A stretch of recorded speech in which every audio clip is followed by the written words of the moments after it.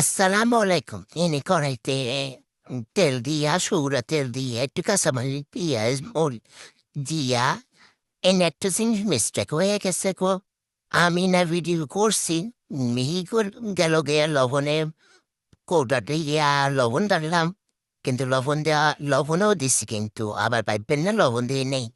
এনে লবণের এটাও ভিডিওটা পাই নাই, খুঁজে লিয়ে দিতেও পারি নাই। দেখলাম কতগুলি মরিচ এলা, মুড়িটা টাইলা সুন্দর করে তেলে নাড়াচাড়া কইরা পাইচা নিয়াম। তো খাইতে ইচ্ছা করছে এন্ড চা দিয়ে কি খামো, মন চাইতেছে যে মুড়ি খাই, চা দিয়ে।